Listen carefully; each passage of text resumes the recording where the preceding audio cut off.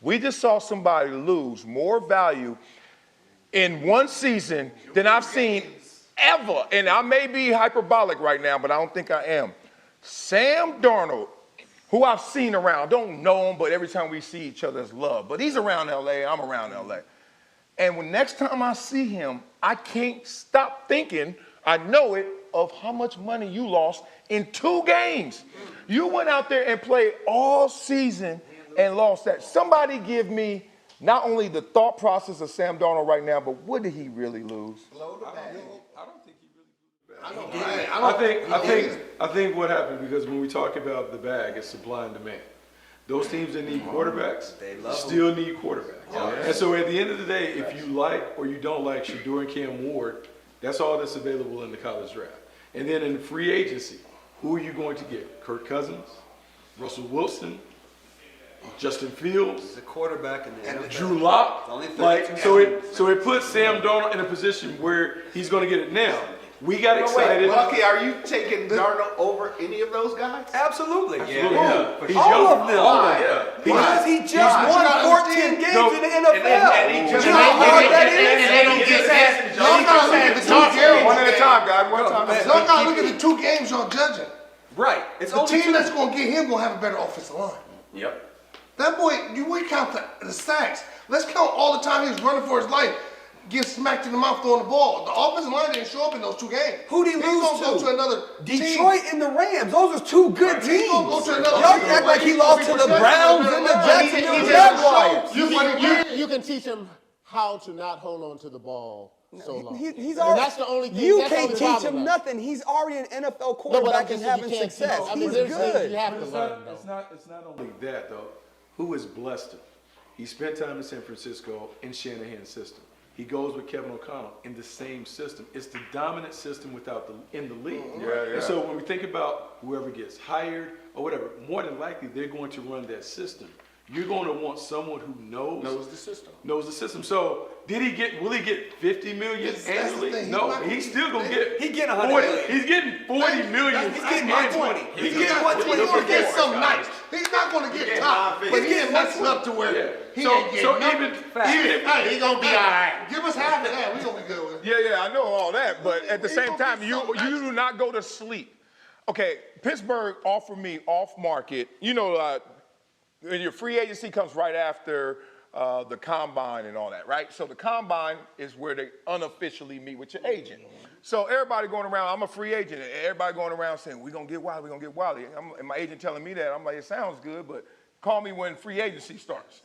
So Pittsburgh had the highest offer out there. Now, I still landed on my feet, but I wanted to land on my toes. And Pittsburgh had me on my toes. That money was bigger than the one I got. So I don't believe all this conversation. And the reason, the difference between that is he is a quarterback in the NFL.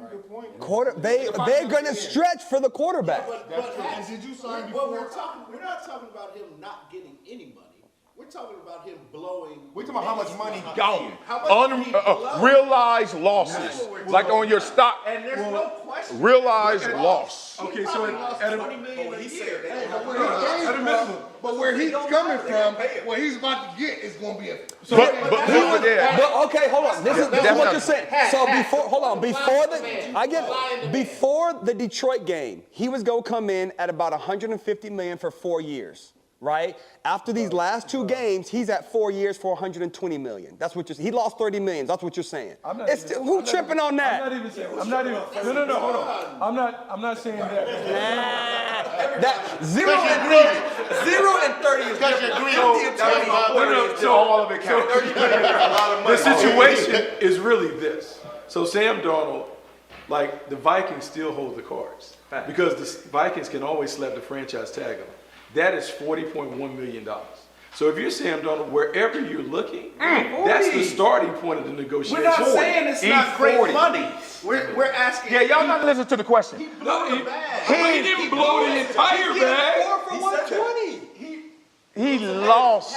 so much money. $1 million more per year. No? Than what you're There is not one owner saying since he played like that those last 2 games that we're off of Sam Darnold. They are all saying, do you know how hard it is to win 14 games in the No, NFL? that's not fair and that's not true. Matt, no, let me say why. Let me finish why. The reason they are saying that is because Sam Darnold has underperformed for his entire career. And then you overperform, and all we want is consistency. And you gave us 14 games, but you couldn't even give us a full year.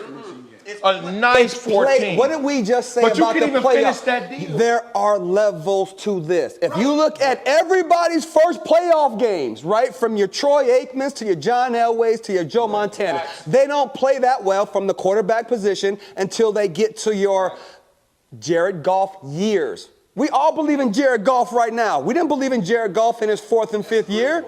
You see what I'm saying? He's going to get there. Somebody is going to believe that, and they're going to be like, yo, here's your 150. And I want Sam Darnold Mic drop. Oh, yeah. No, that's for 20 push-ups. A lot has to do with it, too. Sam Darnold hasn't been in that position in that moment as at the top, and it's a lot of pressure on his back. It's just as Justin Herbert. He went into Houston and laid an egg, 4 interceptions, but his receivers played a part in that. They couldn't hold on to the ball. Yeah. Now, Justin been there before. Started. But that's my point. Playing the part for Minnesota. Exactly. Offensive line playing horrible. I mean, Exactly. he was back And there. the defense And I feel like showed up. they're going to take that into consideration when they're negotiating. Like, okay, this is going to be different. This game is different. We're going to make sure we got to protect. And none of his receivers can get separation during that game. That's why he was pumping it. Like he was blowing up tires. No, the thing about it is, if you're Sam Darnold, I'm just talking about the haunted experience. Like, you get over the fact that you're going to land somewhere. You know you got a job, and you know you got a high-paying job. But that ain't what keeps you up at night. What keeps you up at night is opportunities lost, right? And the opportunity that he had, all he had to do was finish the deal. Like, here's the equation that someone gave to me before. They said, there are 2 different defensive ends. Tell me which one you're going to take on your team. They both have 15 sacks. But one got 0 sacks his first year, 5 the second year, and 10 the third. Or the guy who got 10 his first year, 5 the second, and none his last year. Which one you taking? Because he's ascending. Ascending. Right now, in this present moment, you can't say with conviction that Sam Darnold is wholly ascending. You're like, he better than he was. What was that at the end? Did that remind me of who he used to be? He never reminds somebody of why they doubted you in the first place. Yeah, but he used to be was on the Jets. Look at Aaron Rodgers. What happened to him? But did we honestly think that he was going to take the Vikings all the way? But Darnold was bad in Carolina, too. Darnold's been bad everywhere. But that you just proved the point. In what way? Because he was bad in all those places, and then he came and won 14. Or was just the organization bad? The offensive coordinator. I'm saying record-wise. Baker Mayfield was bad in Carolina. Now look at what he's doing right now with the Buccaneers. Exactly. Everybody's just bad organization. Look at Bryce Young. Bryce Young, if he has an opportunity to go to another team, he might return back to. Bryce was balling at the end, though. Bryce was balling at the end. But it's still Carolina. Still They Carolina. still have you second guessing yourself, and you guys know as pros, and as you second guessing yourself, you don't come in with that confidence. Then it's going to impact the way you play the game. It's going to impact the way you perceive the game. So let me ask you all this then, right? All you guys, give me a grade on Sam Darnold's year, right? From 100, right? What's his grade this whole year? Take the last 2 and 14 and 2, the stats. What was his grade? I give him I give him an No, give me a number. I give him an 85. 2 games 90. outliers, or 3 games outliers. I give him 90%. 90. I give him 90. Okay, Everybody giving him a college edge. Will a 90. Okay, so next year, will your number go up wherever he's at? It depends on what he has around him. No. Exactly. What If you go back to the Jets, So if you're in the right situation, you keep your 150. If he goes to a different system, Okay, You keep your 150 if you go to the right let me system. throw something else in there. And pros, I really want your opinions on this, because when the Rams were rolling and And This year? Cooper Kupp was Talking about this year? And no, when Cooper Kupp was The man? Breaking all these records, right? Yes. all of my ex-NFL friends were like, it's the system. He's a scheme receiver. Yeah. Not that great. And I argued him He's down. great I at was what like, how he can you does. not be great if you lead the league in everything and you're breaking every record? And what they said, without an exception, everybody I know who played in the NFL, every single person said that anybody could do that. And DeAndre Hopkins was better. And Hopkins was better, but the scheme is what made Cooper Kupp. Now, Kevin O'Connell was the offensive coordinator for the Rams. Did the scheme make? Justin Jefferson? Stop that. You know what he's trying to say. No, I get it. I go. Did the scheme make Sam Darnold? And once the scheme gets figured out and teams have more tape and the better teams are playing. Can he outplay the Can scheme? he outplay the scheme? Because when you play the best two teams you played in the most pressure situation, he stunk. Yeah, So but is it the scheme or is it? Or that's also that's why it's a pecking order when we talk about the elites and everybody else. Right. 80 to 85% of the players in the league are system guys.